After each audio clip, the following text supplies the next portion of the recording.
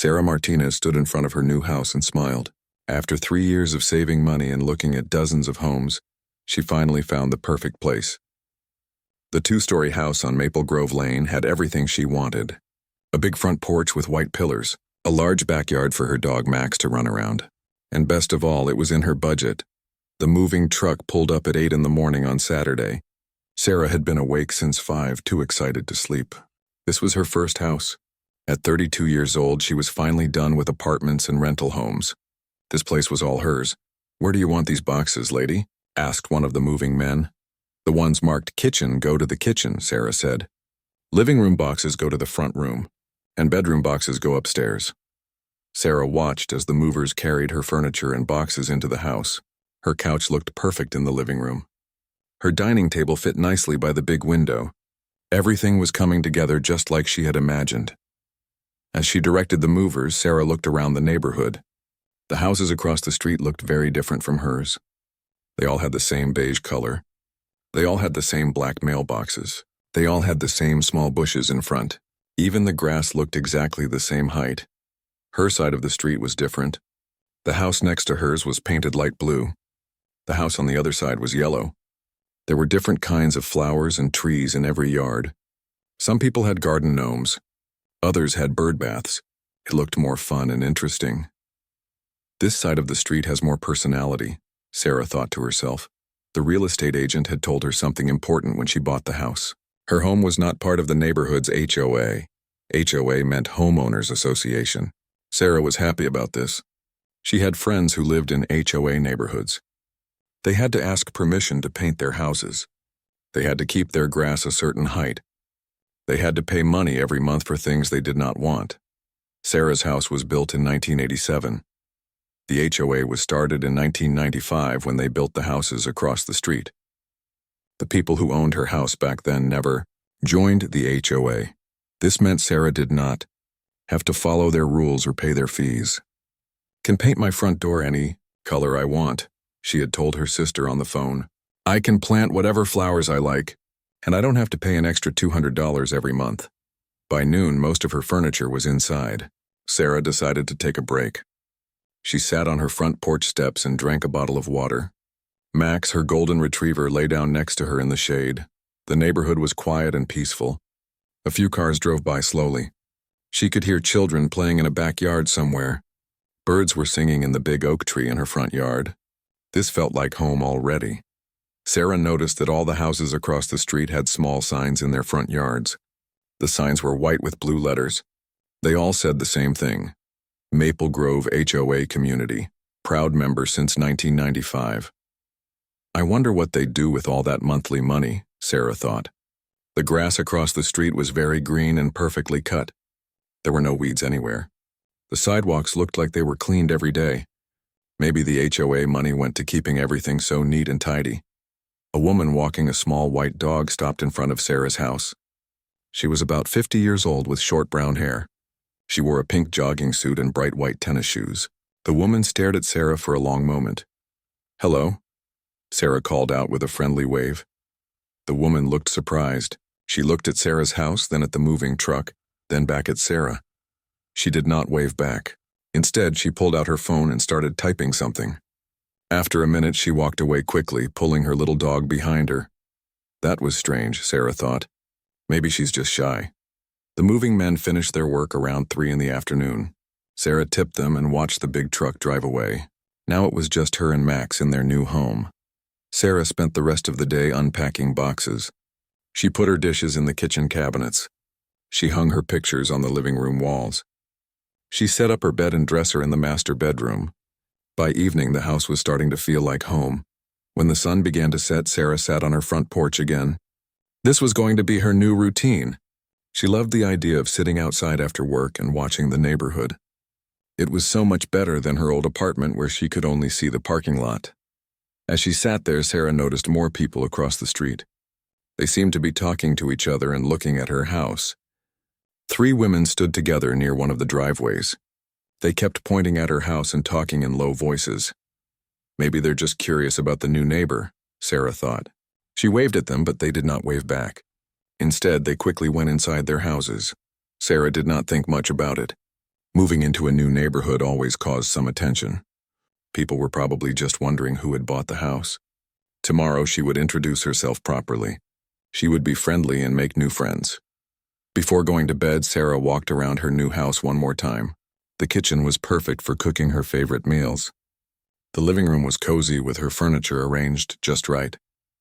The backyard was big enough for Max to run and play. Upstairs, her bedroom window had a nice view of the street. This house was everything she had dreamed of. No landlord to answer to. No rent increases every year. No noisy neighbors above or below her. And best of all, no HOA telling her what she could and could not do with her own property. Sarah fell asleep that first night feeling grateful and excited.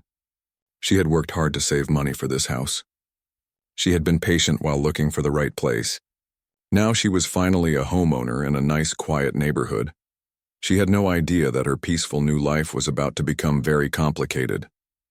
She did not know that some of her neighbors across the street were already planning to pay her a visit. She did not know that one woman in particular had very strong opinions about how the neighborhood should look. Sarah slept well that first night in her new home. It would be one of the last peaceful nights she would have for a long time. Sarah was in her kitchen making coffee on Tuesday morning when the doorbell rang. She looked at the clock on the microwave. It was exactly 8:30. She was not expecting anyone. Max barked once and ran to the front door. Sarah looked through the window and saw a woman standing on her porch. The woman held a clipboard and a thick folder. She was the same woman Sarah had seen jogging on Saturday, the one who had stared at her house. Sarah opened the door with a smile. "Good morning." "Good morning," the woman said in a very serious voice. "I am Karen Whitfield. I live across the street at 1247 Maple Grove Lane. I'm the president of the Maple Grove Homeowners Association." Karen was shorter than Sarah had thought. She wore a navy blue business suit even though it was early morning. Her hair was styled perfectly. She carried herself like someone who was used to being in charge. "Nice to meet you, Karen. I'm Sarah Martinez," Sarah said. "I just moved in on Saturday." "Yes, I know," Karen said. "That's why I'm here. I always visit new residents to welcome them to our community and explain our standards." Karen held up her clipboard. "I have prepared a complete welcome packet for you. This includes all of our community rules, guidelines, and expectations." Sarah felt confused. "I'm sorry, but I think there might be a mistake. My house isn't part of the HOA. The real estate agent made that very clear when I bought it." Karen's smile became stiff. "I think you may be confused, dear. This entire street is part of the Maple Grove community. We have maintained high standards here since 1995. "No, really," Sarah said politely. "My house was built in 1987. It was never part of the HOA. The previous owners never joined." Karen's eyes narrowed. She looked at Sarah like she was lying. "That cannot be correct. I have been president of this HOA for 8 years. I know every property in our community." Sarah was starting to feel uncomfortable. Karen was acting like Sarah was trying to trick her. "I have all the paperwork from when I bought the house. The title search showed clearly that this property is not part of any HOA." "Let me see this paperwork," Karen demanded. Sarah did not like Karen's tone, but she wanted to be a good neighbor. "Let me get the folder from my real estate closing. I'll be right back." Sarah went inside and found the thick folder of papers from when she bought the house. She brought it back to the door. Karen immediately started flipping through the pages with rough movements. "This says here that the property is not subject to any covenants or restrictions," Karen said, reading from one of the papers. "But that must be an error. Old paperwork is often incorrect." "It's not an error," Sarah said firmly. 3 different lawyers looked at this before I bought the house. The title company confirmed it. My mortgage company confirmed it. This house is not part of the HOA. Karen closed the folder and handed it back to Sarah. "Even if that paperwork is technically correct, you still need to follow our community standards. Property values on this street depend on everyone working together." Sarah was getting annoyed. "I understand you want the neighborhood to look nice, but I'm not legally required to follow HOA rules." "Legal requirements are not the only thing that matters," Karen said. "We have a moral responsibility to our neighbors. Good people want to fit in with their community." Karen opened her clipboard and started reading from a long list. "All exterior paint colors must be approved by the Architectural Committee. I chair that committee. All landscaping changes require written approval. All holiday decorations must be removed within 1 week of the holiday." Sarah listened politely. But she was getting more frustrated with every rule Karen read. Garage doors must remain closed except when entering or leaving, Karen continued. No vehicles may be parked on the street overnight. No lawn ornaments or decorations are permitted in front yards. Karen, Sarah interrupted, I appreciate you taking the time to explain your HOA rules, but as I said, my house is not part of the HOA. I don't have to follow these rules. Karen's face turned red. Just because you found some loophole does not mean you should ignore what's best for everyone. This street has a reputation. We have worked very hard to maintain our property values. I'm not looking for loopholes, Sarah said. I specifically bought a house that was not part of an HOA because I wanted the freedom to make my own choices. What kind of choices? Karen asked suspiciously. Normal choices, Sarah said. Like what color to paint my front door. What kind of flowers to plant. Whether to put up a bird feeder. Karen wrote something on her clipboard. What color are you planning to paint your front door? I haven't decided yet. Maybe red or blue? Something cheerful. Karen looked shocked. Red or blue? Those colors are not approved by our architectural committee. They would look completely out of place on this street. Sarah was losing her patience. Karen, I don't need your committee to approve my paint color. This is my house. I can paint my front door purple with pink polka dots if I want to. That would be completely inappropriate, Karen said loudly. It would hurt everyone's property values. It would make the whole street look cheap and trashy. I'm not going to paint it purple with polka dots, Sarah said. I was just making a point. The point is that it's my choice. Karen stepped closer to Sarah's door. Listen to me carefully, young lady. I don't care what your paperwork says. I don't care what some lawyer told you. This street has standards. Everyone who lives here follows those standards. Sarah could not believe how rude Karen was being. You don't get to tell me what to do with my own property. We'll see about that, Karen said. She turned and started walking back across the street. I'm going to look into the situation. There must be some mistake. Sarah watched Karen march across the street to her own house. Karen's small white dog was tied to a post in the front yard. Even the dog looked perfectly groomed and obedient. Sarah went back inside and closed the door. Max looked up at her with concern. What a strange woman, Sarah said to her dog. She acts like she owns the whole neighborhood. Sarah finished making her coffee and got ready for work. She kept thinking about her conversation with Karen. The woman seemed to really believe that everyone on the street had to follow her rules. She could not accept that Sarah's house was different. On her way to work, Sarah drove slowly down Maple Grove Lane. She looked more carefully at all the houses. Karen was right about one thing. The HOA side of the street looked very uniform. Every house was some shade of beige or tan. Every mailbox was black. Every yard had the same kind of small bushes. But Sarah's side of the street was more interesting. The houses had character. They had different colors and different styles. People expressed their personalities in their yards and decorations. I like my side better, Sarah thought as she drove to work. During her lunch break, Sarah called her sister Emma. You'll never believe what happened this morning, Sarah said. She told Emma about Karen's visit. She sounds like a control freak, Emma said. You were smart to buy outside the HOA. I tried to be polite, Sarah said. But she wouldn't listen. She kept insisting that I had to follow her rules anyway. Some HOA people are like that, Emma said. They think they're the neighborhood police. Just ignore her. I hope she leaves me alone, Sarah said. I just want to enjoy my new house in peace. But Sarah had a feeling that Karen was not going to leave her alone. The way Karen had looked at her and talked to her made it clear that this was not over. Karen seemed like the type of person who did not give up easily. When Sarah got home from work that evening, she noticed Karen standing in her front yard across the street. Karen was staring at Sarah's house and writing things on her clipboard. Sarah parked in her driveway and waved at Karen. Karen did not wave back. She just kept writing and staring. This is going to be a problem, Sarah thought as she went inside her house. Karen spent the next week like a woman on a mission. Every morning after her coffee, she sat at her kitchen table with her laptop and a stack of papers. She was determined to prove that Sarah's house belonged to the HOA.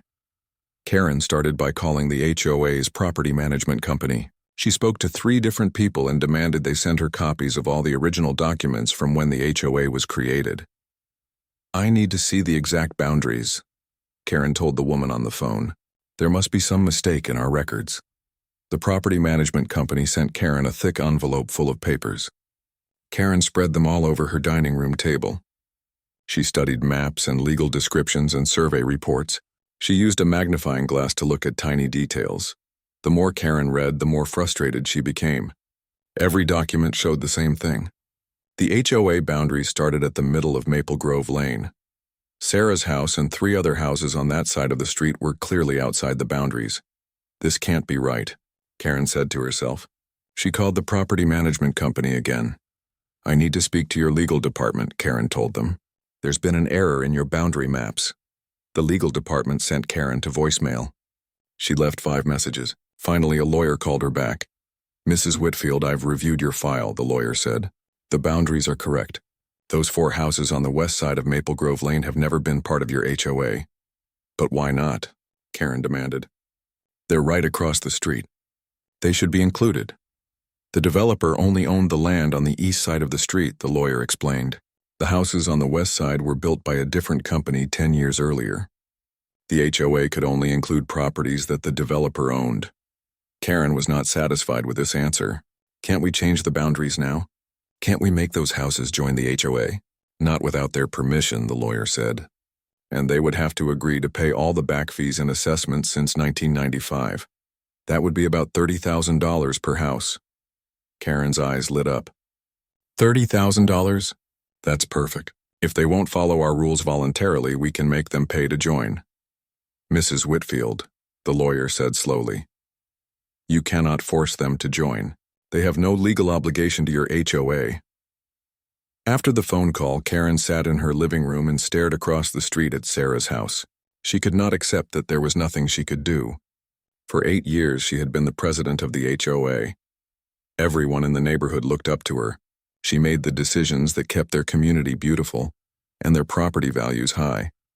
Now this new woman thought she could just move in and ignore everything Karen had worked to build. It was not fair. It was not right. Karen decided to do more research. She spent hours on the internet looking up property records. She called the county courthouse and asked them to send her copies of all the deeds for Maple Grove Lane. She even called the city planning department to ask about zoning laws. Everything confirmed what she already knew but did not want to accept. Sarah's house was not part of the HOA. Sarah had no legal duty to follow HOA rules, but Karen was not ready to give up. She decided to try a different approach. On Thursday evening, Karen put on her best dress and walked across the street to Sarah's house. She rang the doorbell and waited with her biggest smile. Sarah opened the door and looked surprised to see Karen again. Hi, Karen, what can I do for you? I came to apologize, Karen said sweetly. I was rude to you the other day. I should have been more welcoming. Sarah was cautious but polite. That's okay. I understand you care about the neighborhood. I do care very much, Karen said. That's actually why I wanted to talk to you again. I've done some research, and you're right. Your house is not legally part of our HOA. Sarah relaxed a little. Thank you for checking on that. But I hope you'll consider joining us anyway, Karen continued. We're like a big family on this street. Everyone works together to keep our community special. Karen pulled out a folder from her purse. I brought you some information about all the benefits of HOA membership. We have a community pool. We organize block parties. We negotiate group discounts for lawn care and snow removal. Sarah took the folder to be polite, but she was not interested. That sounds nice, but I specifically bought a non-HOA house because I wanted to make my own decisions. I understand that, Karen said. But think about your property values. Houses in HOA communities sell for more money than houses outside HOAs. I'm not planning to sell, Sarah said. I just bought this house. I plan to live here for many years. Karen's smile became more forced. But what about your neighbors? If you don't maintain the same standards as the rest of us, it could hurt our property values. I plan to take good care of my house and yard, Sarah said. I want the neighborhood to look nice too. What does that mean exactly? Karen asked. What are your plans for landscaping? What about exterior maintenance? What colors are you thinking about for paint? Sarah could see where this conversation was going. Karen, I appreciate your concern, but I'm not going to discuss my plans with you. Those are my decisions to make. Karen's fake smile disappeared. So you're just going to do whatever you want? You don't care how it affects the rest of us? I'm going to take care of my property responsibly, Sarah said. But yes, I'm going to make my own choices. What if your choices are wrong? Karen asked. What if you pick colors that look terrible? What if you plant flowers that attract bees? What if you put up decorations that look cheap? Sarah was getting annoyed again. Those are risks I'm willing to take. It's called freedom, Karen. Karen stepped closer to Sarah's door. Freedom is not more important than community standards. Good neighbors think about how their actions affect other people. Good neighbors also respect other people's rights, Sarah replied, and they don't try to control what other people do with their own property. Karen pulled out her folder of HOA documents again. Look at these rules, Sarah. They're not meant to control people. They're meant to protect everyone. They make sure our neighborhood stays beautiful and safe. Sarah did not want to look at the rules again. I've already seen your rules, Karen. Some of them are reasonable, but some of them are too strict for me. That's why I chose to live outside the HOA. Too strict? Karen said loudly. What's too strict about keeping your grass cut? What's too strict about not parking cars on the street? What's too strict about getting approval before you change something major? I should be able to park in front of my own house if I want to, Sarah said. I should be able to plant whatever I want in my own yard. I should be able to paint my own front door without asking permission from a committee. Karen was getting red in the face again. Those attitudes are exactly what ruins nice neighborhoods. People like you move in and think you can do anything you want. You don't care about anyone else, people like me, Sarah said. What does that mean? People who think rules don't apply to them, Karen said. People who think their personal freedom is more important than community good. People who are selfish, Sarah had heard enough. I think this conversation is over, Karen. Thank you for the information, but I'm not interested in joining your HOA. You're making a big mistake, Karen said as she turned to leave. This street has rules whether you follow them or not. Everyone else manages to follow them just fine.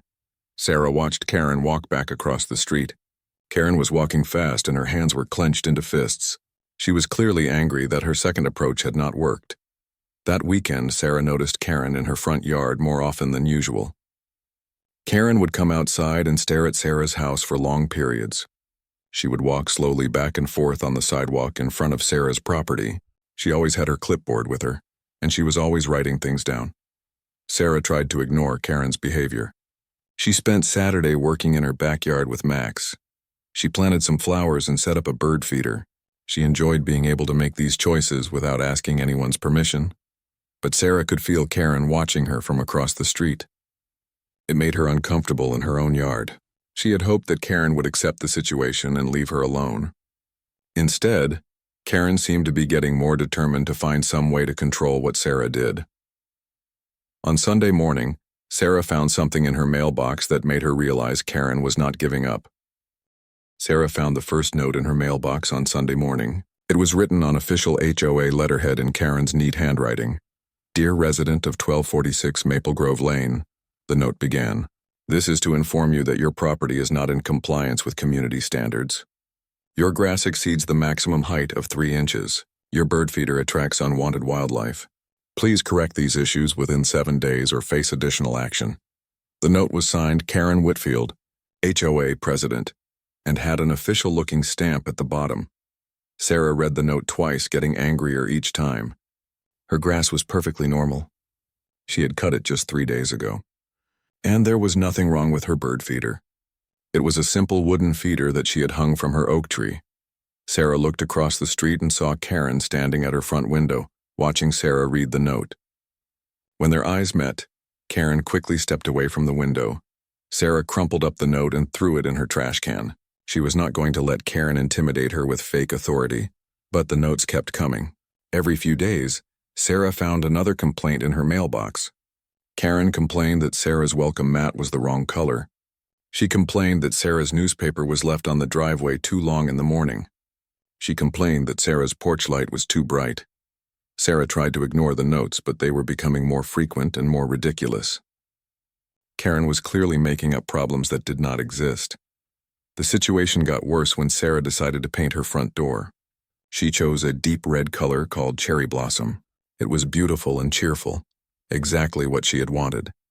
Sarah spent Saturday afternoon painting the door. Several of her neighbors from the non-HOA side of the street stopped by to compliment her color choice. "That looks wonderful," said Mrs. Chen from the blue house next door. "It really makes your house stand out in a good way." "Much better than all that boring beige across the street," said Mr. Rodriguez from the yellow house down the block. But on Monday morning, Sarah found 3 notes in her mailbox. One was from Karen, written in angry red ink. "Your door color is completely inappropriate and violates all community standards. Change it immediately or face serious consequences." The other 2 notes were from other HOA members who lived across the street. Sarah had never spoken to these people, but they had written to complain about her door color too. "Your red door looks cheap and hurts our property. Values," wrote someone named Linda Thompson. "Paint your door an approved color or we will take action," wrote someone named Robert Hayes. Sarah realized that Karen had convinced other HOA members to help pressure her. This was no longer just one angry neighbor. Karen was organizing a campaign against her. That evening, Sarah was watering her flowers in the front yard when she heard raised voices across the street. She looked over and saw Karen talking to a group of 4 other neighbors in her driveway. They kept pointing at Sarah's house and shaking their heads. One of the women in the group walked over to Sarah's property line and stood on the sidewalk, staring at Sarah's red door. "Excuse me," the woman called out to Sarah. "I'm Linda Thompson. I live at 1251 Maple Grove Lane."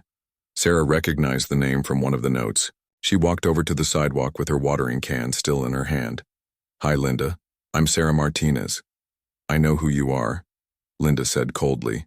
"I want to talk to you about your door color." "What about it?" Sarah asked. "It doesn't fit with our neighborhood," Linda said. "We've worked hard to maintain a certain look on this street.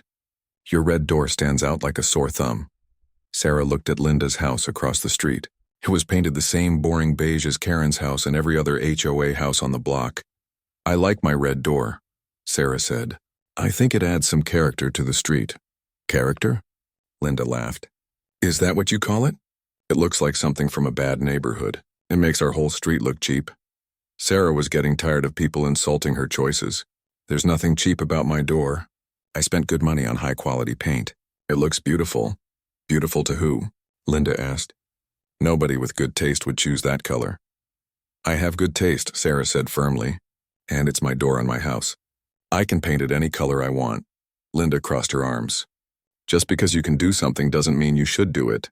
Good neighbors think about how their choices affect other people." "My door color doesn't affect you at all," Sarah said. "You don't even live on the same side of the street." "It affects all of us," Linda said. "Property values on this entire street depend on everyone maintaining the same standards." Sarah was getting frustrated with the same argument she kept hearing. "If you're so worried about property values, maybe you should worry about your own house instead of mine." Linda's face turned red. "My house is perfect. All of our houses are perfect. We follow the rules. We care about our community. And I care about my community too," Sarah said. "But I also care about my right to make my own decisions about my own property." Linda pointed at Sarah's red door. "That door is selfish. It shows that you don't care about anyone but yourself." "That's ridiculous," Sarah said. "It's just a door color." "It's not just a door color," Linda said loudly. "It's a statement. It's you telling all of us that you think you're better than our rules. It's you showing off and trying to get attention." Sarah had heard enough. "I'm not trying to get attention. I just wanted a door color that I liked. I'm sorry you don't like it, but that's not my problem." Linda stepped closer to Sarah's property line. "It's going to become your problem if you don't change it." "Is that a threat?" Sarah asked. "It's a warning," Linda said. "This neighborhood has ways of dealing with people who don't cooperate." Sarah felt a chill run down her spine. "What does that mean?" But Linda had already turned and walked back across the street to Karen's group. Sarah watched them talk for a few more minutes before going inside their houses. The next morning, Sarah found her trash cans knocked over. Her garbage was scattered all over her driveway and front yard. At first, she thought it might have been an animal.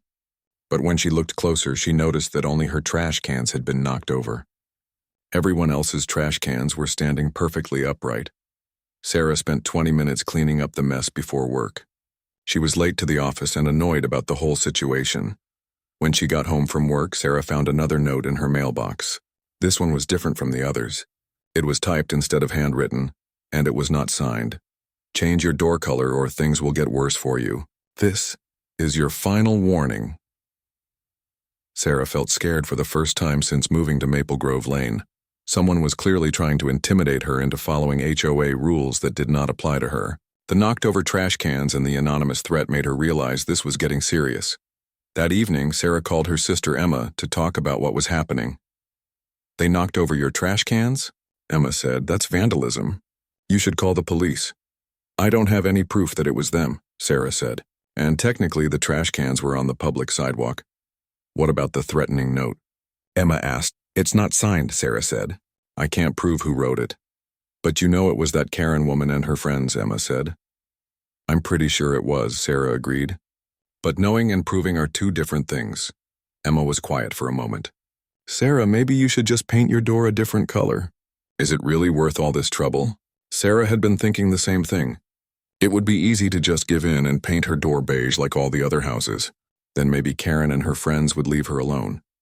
But the more Sarah thought about it, the angrier she got. She had bought this house specifically because it was not part of the HOA. She had the legal right to paint her door any color she wanted. Why should she let a bunch of bullies force her to change it? "No," Sarah told her sister.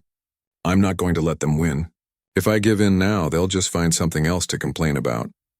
I have to stand up for myself." "Be careful," Emma warned. "These people sound a little crazy." Sarah agreed that they sounded crazy, but she was not going to let crazy people control her life. She was going to keep her red door and see what Karen and her friends did next. She did not have to wait long to find out. The harassment got much worse after Sarah refused to paint over her red door. Karen seemed to take Sarah's defiance as a personal challenge. What had started as pushy neighbor behavior turned into something that felt like a war. Sarah woke up on Wednesday morning to find her morning newspaper missing. She looked all around her front yard but could not find it anywhere. She called the newspaper company, and they said the driver had delivered it as usual. The same thing happened on Thursday and Friday. Someone was stealing Sarah's newspaper every morning before she woke up. On Saturday, Sarah got up early and waited by her front window. At 6:30 in the morning, she saw Karen walk across the street to Sarah's driveway. Karen picked up the newspaper and carried it back to her own house. Sarah opened her front door and called out, "Karen, that's my newspaper." Karen stopped walking and turned around. "I don't know what you're talking about." "I just watched you take my newspaper from my driveway," Sarah said. "I was cleaning up litter," Karen said. "Newspapers blow around and make the street look messy." "It wasn't litter," Sarah said. "It was my newspaper delivered to my house." "Prove it," Karen said with a smug smile. Sarah realized that Karen was right.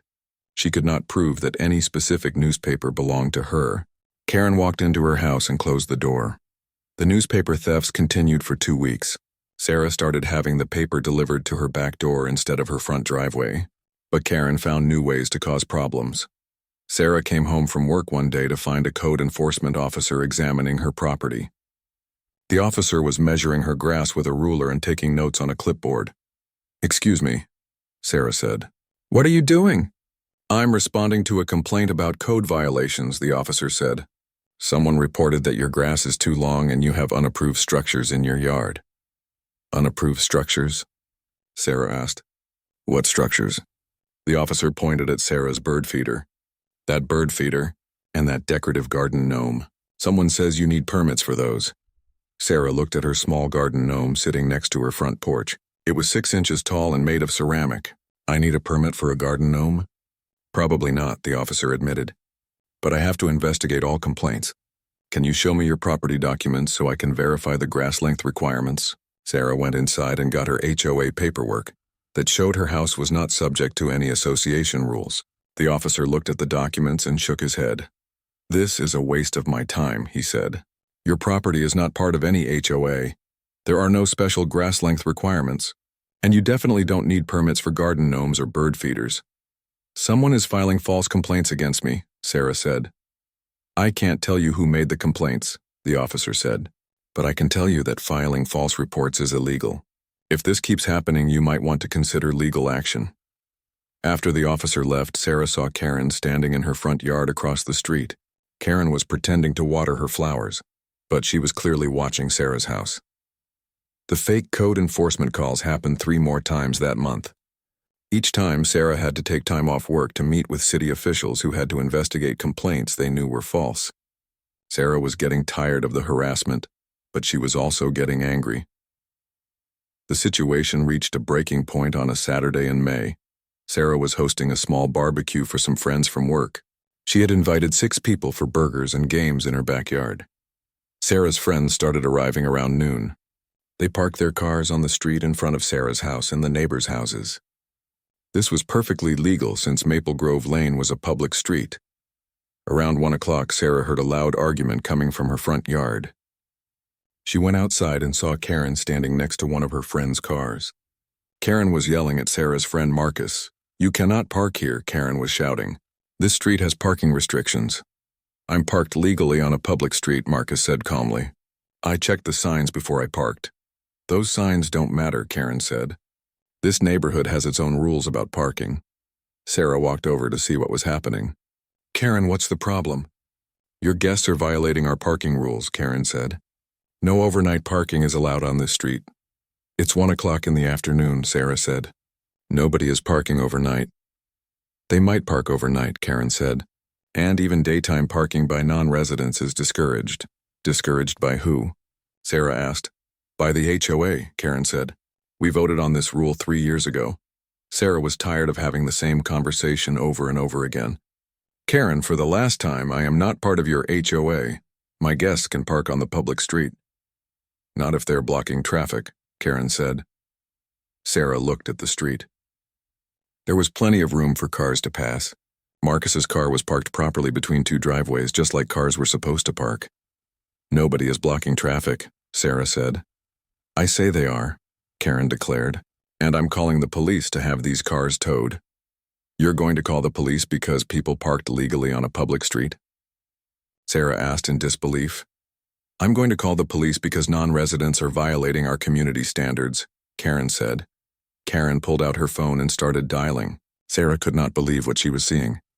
"This is Karen Whitfield at 1247 Maple Grove Lane," Karen said into her phone. "I need to report illegally parked vehicles blocking our street." Sarah could hear the voice on the other end of the phone asking Karen questions. Karen kept insisting that the cars were definitely illegal and blocking emergency vehicles. After Karen hung up, she smiled at Sarah with a look of triumph. "The police will be here in 15 minutes to tow these cars." "Karen, you just lied to the police," Sarah said. "These cars are not illegally parked, and they're not blocking anything."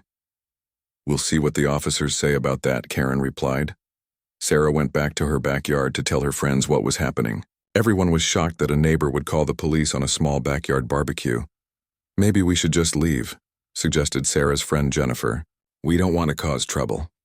"You're not causing trouble," Sarah said angrily. "Karen is causing trouble. You have every right to be here." When the police arrived, Sarah met them in her front yard with Karen. The 2 officers looked tired, like they had dealt with this kind of neighbor dispute many times before. "Someone called about illegally parked vehicles," the first officer said. "That was me," Karen said quickly. "These people are violating our HOA parking rules." The second officer looked at the cars parked on the street.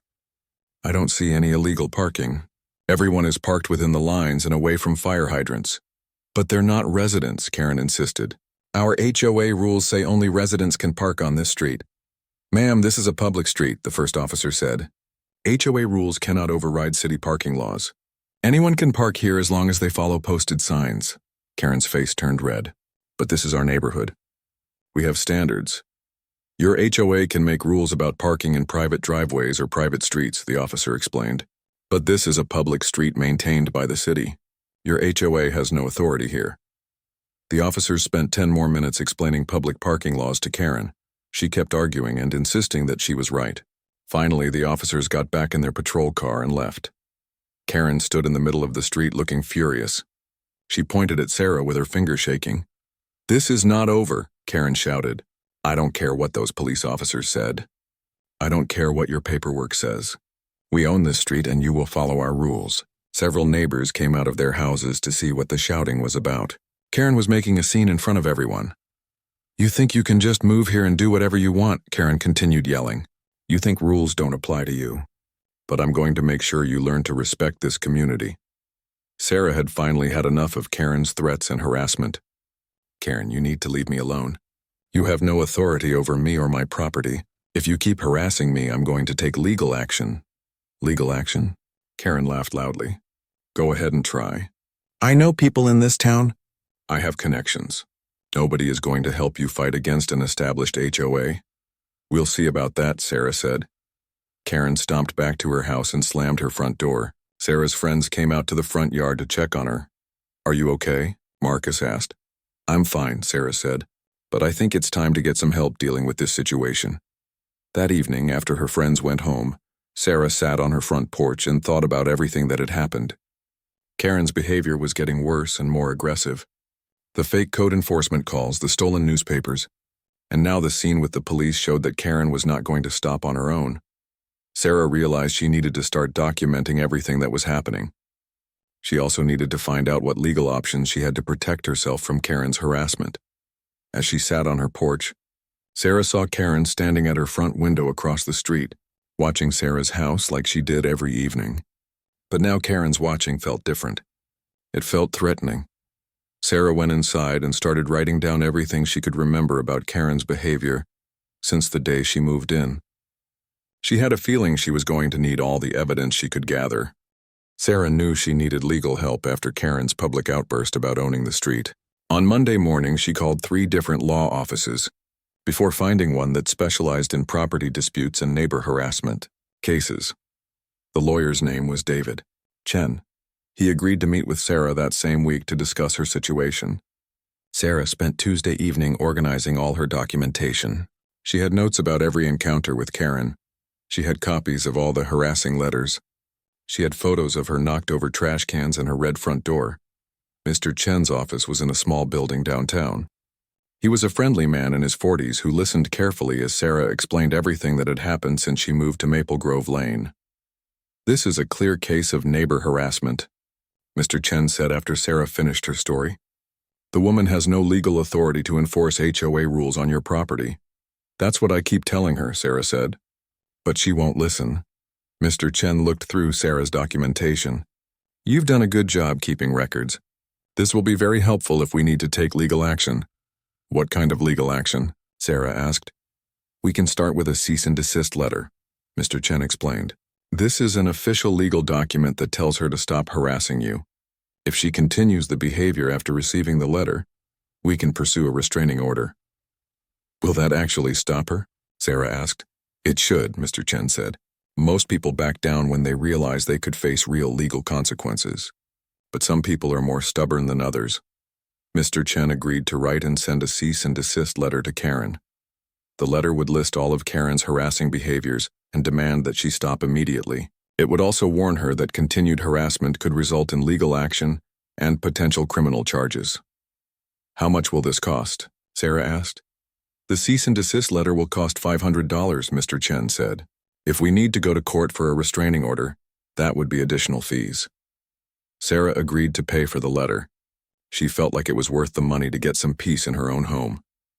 Mr. Chen sent the cease and desist letter to Karen by certified mail on Friday. This meant that Karen had to sign for the letter, so there would be proof that she received it. Sarah waited anxiously over the weekend to see how Karen would react. She hoped that getting an official legal letter would make Karen realize she had gone too far. On Sunday afternoon, Sarah got her answer. She was working in her garden when she heard her front doorbell ring. She went to the front door and found Karen standing on her porch. But this time Karen was not alone. She had brought 4 other people with her. Sarah recognized Linda Thompson and Robert Hayes from their complaint letters. The other 2 people were strangers to Sarah, but they all had the same angry expressions on their faces. "We need to talk to you," Karen announced. Sarah did not open her front door all the way. She kept the security chain attached and spoke through the gap. "What do you want, Karen?" "We want to discuss this ridiculous legal letter you sent me," Karen said. "You're trying to intimidate me with lawyers, but it's not going to work." Sarah was surprised by Karen's reaction. Most people would be worried about getting a cease and desist letter, but Karen seemed angry instead of concerned. "The letter was not meant to intimidate you," Sarah said. "It was meant to ask you to stop harassing me." "Harassing you?" Karen laughed. "Everything I've done has been to protect this neighborhood. You're the one who's been causing problems. By painting my own front door? Sarah asked. By refusing to follow community standards? Linda Thompson said from behind Karen. By being selfish and stubborn? Sarah noticed that Karen's group was standing very close to her front door. She felt uncomfortable with so many angry people on her porch. I think you all should leave, Sarah said. If you want to talk to me, you can call me or write me a letter. We're not leaving until we resolve this, Karen said firmly. You need to understand that your lawyer's threats don't scare us. And you need to understand that we're not going to let you ruin our neighborhood, added Robert Hayes. Sarah realized this was exactly the kind of behavior her lawyer had warned her about. She needed to document this confrontation. Wait here for 1 minute, Sarah told them. She closed the door and quickly got her phone. She opened the camera app and started recording video. When Sarah opened the door again, she held her phone where Karen could see it. I'm recording this conversation, Sarah announced. Karen looked angry about the camera, but she kept talking. Put that phone away. We're here to have a private discussion. Nothing about this is private, Sarah said. You brought 4 people to my front door to intimidate me. We're not trying to intimidate anyone, Karen said. We're trying to solve a problem. The problem is your harassment, Sarah said. And my lawyer's letter explained that very clearly. Karen stepped closer to Sarah's door. Your lawyer doesn't understand this situation. This is about community values, not legal technicalities. Sarah kept her phone recording as Karen continued to talk. She wanted to capture everything Karen said. You moved into our neighborhood, Karen said, pointing her finger at Sarah. You benefit from our high property values. You benefit from our beautiful landscaping and our safe streets, but you don't want to contribute anything back to the community. I contribute by taking care of my own property, Sarah said. That's not enough, Linda Thompson said. Living in a community means making sacrifices for the greater good. What sacrifices have you made? Sarah asked. You all chose to live in an HOA neighborhood.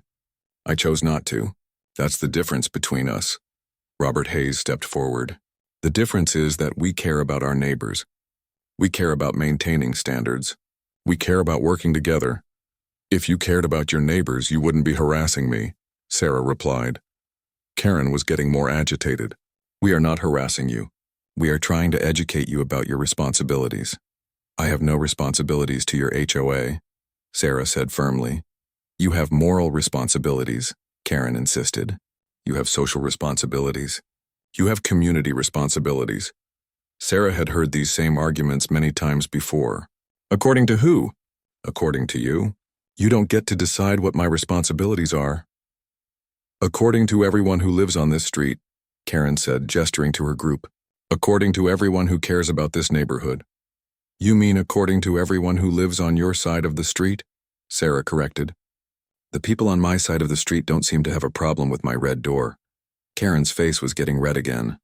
Those people don't understand property values like we do. They don't understand community standards like we do. Sarah was getting tired of the circular conversation.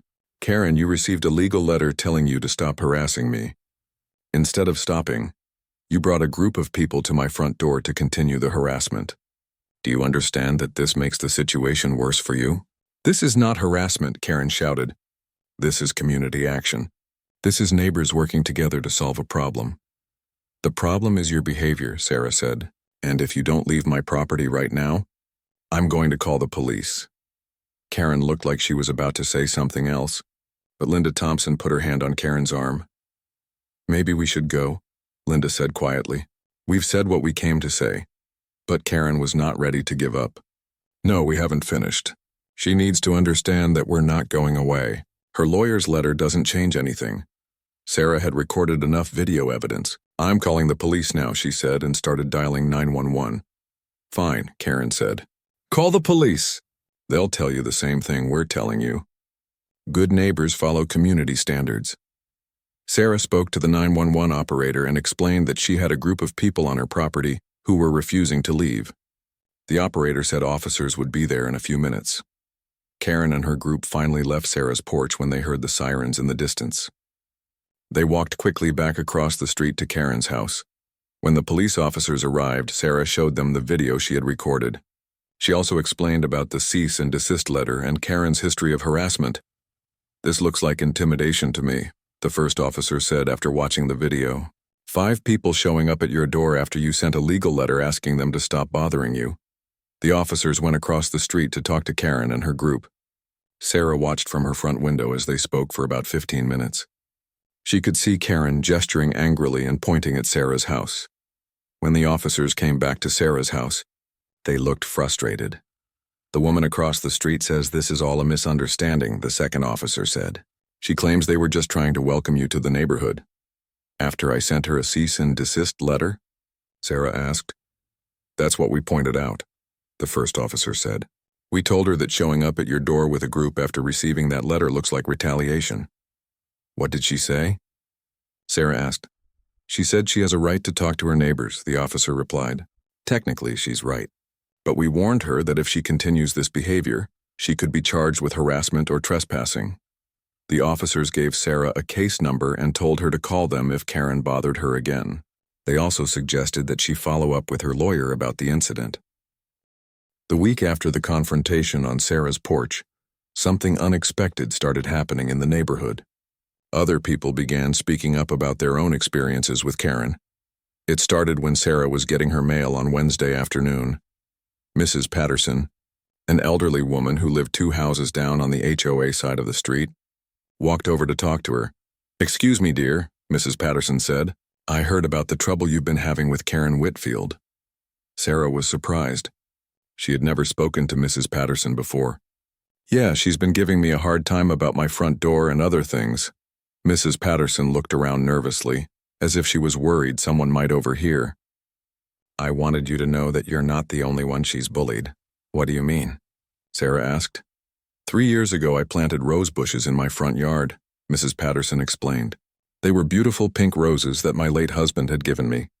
Karen made me remove them because she said pink flowers were not on the approved plant list. Sarah was shocked. "She made you remove roses from your own yard?" "She said they were too bright and didn't match the neighborhood aesthetic," Mrs. Patterson said sadly. "I tried to fight it, but she got the whole HOA board involved. They threatened to fine me every day until I removed the roses." "That's terrible," Sarah said. "I'm so sorry that happened to you." Mrs. Patterson looked at Sarah's red front door. "Your door is beautiful. It reminds me of my roses. I'm glad someone is finally standing up to her."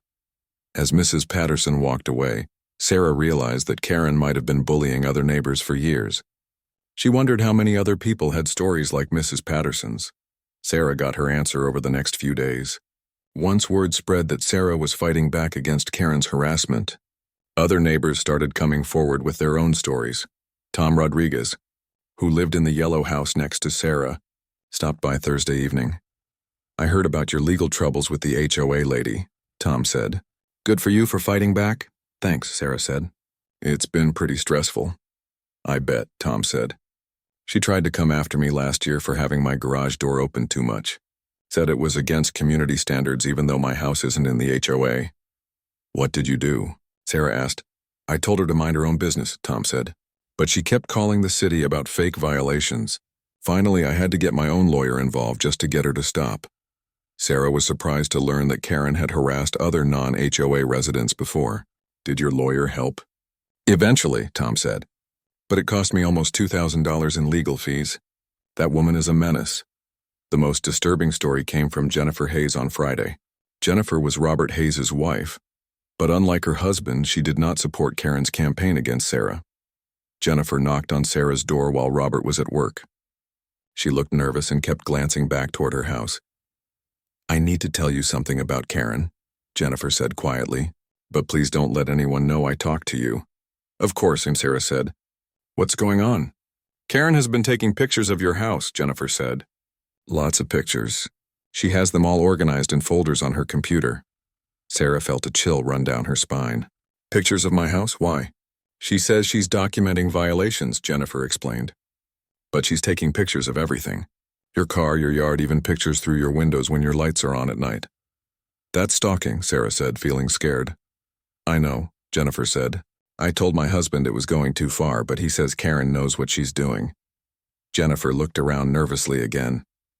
"There's something else. Karen has been talking about organizing the whole neighborhood against you. She wants to make life so difficult for you that you'll move away." "She told you this?" Sarah asked. She told a group of us at her house last weekend, Jennifer said. She has this whole plan to keep calling code enforcement, keep complaining to the police, and keep pressure on you until you give up. Sarah felt sick to her stomach. Karen's harassment was not just impulsive behavior. It was an organized campaign designed to force Sarah out of her own home. Why are you telling me this? Sarah asked. Jennifer looked sad. Because it's wrong. I joined the HOA because I wanted a nice neighborhood, not because I wanted to torture people. What Karen is doing is not normal. After Jennifer left, Sarah immediately called her lawyer, Mr. Chen, and told him about the stalking and the organized harassment campaign. This is exactly what we need for a restraining order, Mr. Chen said. Taking pictures through someone's windows is stalking. Organizing a campaign to force someone out of their home is harassment. We can file for a restraining order next week. Will Jennifer have to testify? Sarah asked. Probably, Mr. Chen said. Her testimony about Karen's plans and the photo taking will be very important. But when Sarah called Jennifer the next day to ask if she would testify, Jennifer sounded scared. I can't get involved in a court case, Jennifer said. My husband would be furious. He's already suspicious about why I've been asking questions about Karen's activities. Jennifer, what Karen is doing is illegal, Sarah said. She's stalking me and trying to force me out of my home. I know it's wrong, Jennifer said, but I have to live in this neighborhood too. If I testify against Karen, she'll make my life miserable. Sarah understood Jennifer's fear, but she was disappointed. Jennifer's testimony would have made the restraining order case much stronger. The situation took another turn when Sarah discovered that the story was spreading beyond the neighborhood. Her friend Marcus, who had been at the barbecue when Karen called the police, worked for the local newspaper. He had told his editor about Karen's behavior. The editor thinks this could be an interesting story. Marcus told Sarah over the phone. HOA overreach is a hot topic right now. People are interested in stories about neighbor disputes and property rights. Sarah was not sure she wanted her personal problems in the newspaper. I don't know if I want this to become public. It might actually help you, Marcus said. Sometimes public pressure works better than legal pressure. If people read about what this woman is doing, she might back down to avoid embarrassment. Sarah thought about it over the weekend. Part of her wanted to keep the situation private, but another part of her thought that Karen's behavior should be exposed. Maybe other people were dealing with similar situations and needed to know they were not alone. On Monday, Sarah agreed to talk to the newspaper reporter. She told the whole story, from Karen's first visit to the recent revelations about the photo-taking and organized harassment campaign. The reporter was very interested in the story. She said it fit into a larger pattern of HOA overreach that was happening in communities across the country. Would you be willing to be photographed for the article? The reporter asked. Will you use my real name? Sarah asked. We would prefer to use real names, the reporter said. It makes the story more credible. But we can use a pseudonym if you're concerned about safety. Sarah decided to use her real name. She was tired of hiding from Karen's harassment. If Karen wanted to make this a public battle, Sarah was ready to fight it publicly. The article was published on Thursday morning. The headline read, Local woman faces harassment campaign from HOA president over property rights. The article included a photo of Sarah standing in front of her red door. It told the whole story of Karen's harassment, including quotes from Mrs. Patterson about her roses and from Tom Rodriguez about his own legal battles with Karen. Sarah was nervous about how people would react to the article. She worried that it might make Karen even angrier and more determined to cause problems, but the reaction was mostly positive. Sarah received calls and emails from people all over the city who had their own HOA horror stories. Many people praised her for standing up to Karen's bullying. The article also caught the attention of people in Sarah's own neighborhood. Several HOA members called Sarah to say they were embarrassed by Karen's behavior and did not support her actions. But the most important reaction came from Karen herself. And it was not what Sarah expected. The newspaper article changed everything, but not in the way Sarah expected. Instead of making Karen more angry, it seemed to wake up the rest of the neighborhood to what had been happening. On Friday morning, the day after the article was published, Sarah found a letter in her mailbox. But this time it was not from Karen. It was from the Maple Grove HOA Board of Directors. Dear Ms. Martinez, the letter began. We are writing to formally apologize for the inappropriate behavior you have experienced from some members of our community. The actions described in yesterday's newspaper article do not represent the values or policies of our HOA. Sarah was surprised. She kept reading. Please be assured that we respect your property rights and understand that your home is not subject to HOA rules or regulations. We sincerely regret any harassment or inconvenience you have experienced. The letter was signed by 4 different board members, but Karen's name was not on it. That afternoon, Sarah got a phone call from Linda Thompson, one of the women who had been part of Karen's harassment campaign. "Sarah, this is Linda Thompson from across the street," Linda said. "I'm calling to apologize." Sarah was shocked. Linda had been one of Karen's strongest supporters. "I owe you an apology," Linda continued. "I got caught up in Karen's crusade and I didn't think clearly about what we were doing. After reading that newspaper article and hearing about all the other people Karen has bothered, I realized we were wrong. Thank you for calling," Sarah said. Not sure what else to say. "I wanted you to know that several of us have talked to the HOA board about Karen's behavior," Linda said. "We're not comfortable with how she's been representing our community." Over the weekend, Sarah learned more about what was happening across the street.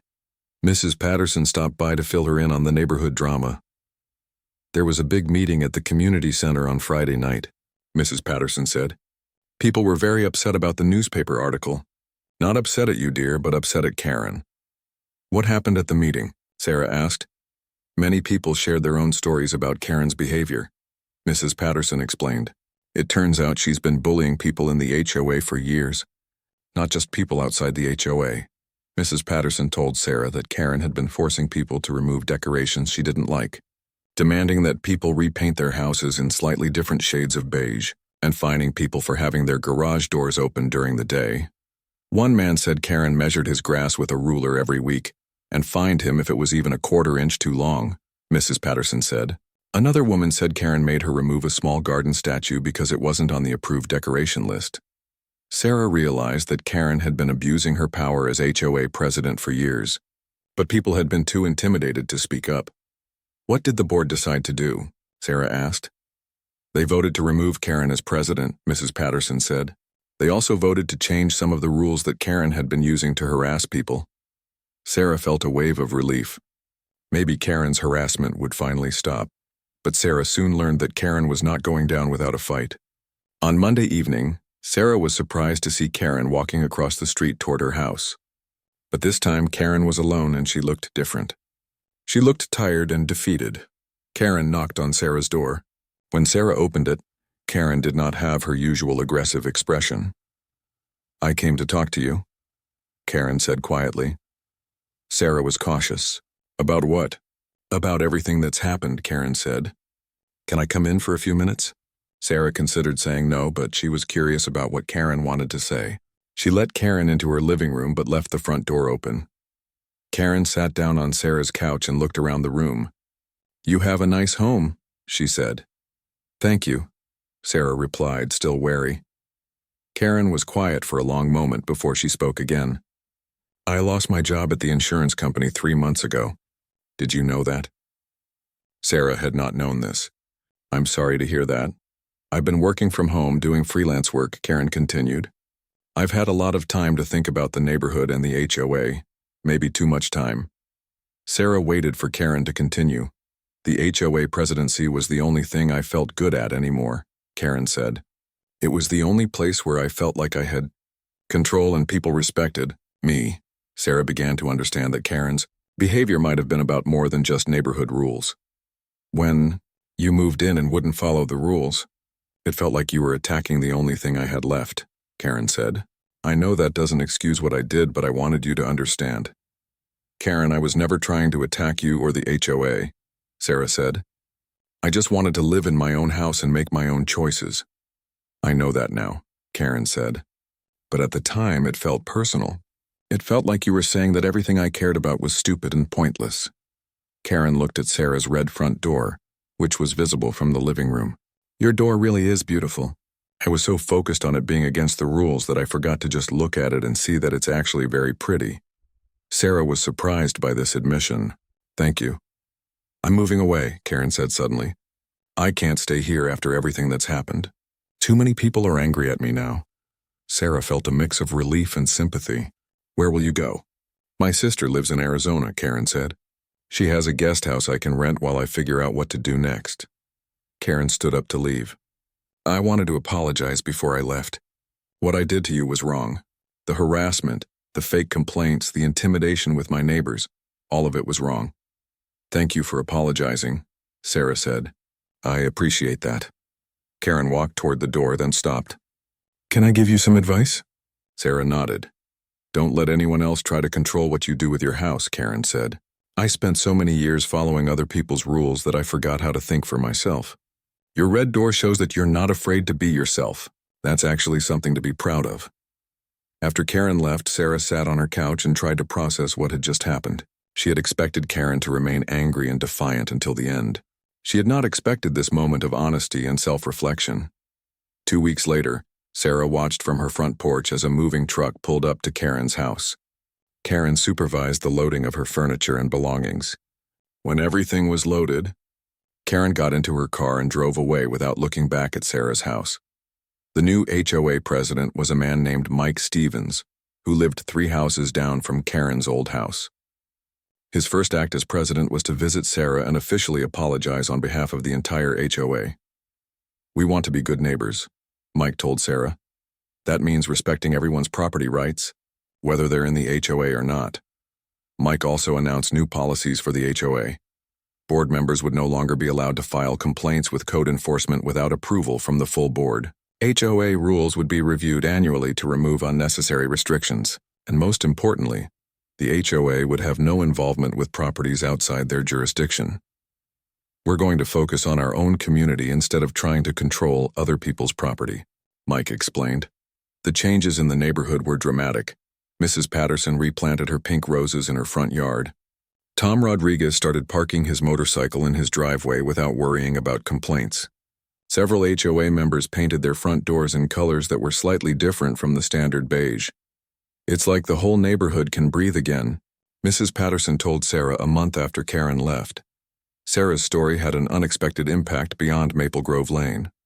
The newspaper article was shared widely on social media and picked up by other news outlets. Sarah received emails from people across the country who were dealing with similar HOA harassment situations. A local TV station interviewed Sarah for a story about HOA overreach. A law firm that specialized in property rights cases asked Sarah to speak at a seminar about neighbor disputes. Sarah even got a call from a producer who wanted to make her story into a documentary. I never expected any of this, Sarah told her sister, Emma. I just wanted to paint my front door red. Sometimes, standing up for yourself inspires other people to do the same thing, Emma said. You showed that one person can make a difference. 6 months after Karen left, Sarah decided to throw a block party. She invited everyone on both sides of Maple Grove Lane. She wanted to celebrate the new spirit of cooperation in the neighborhood. The party was a huge success.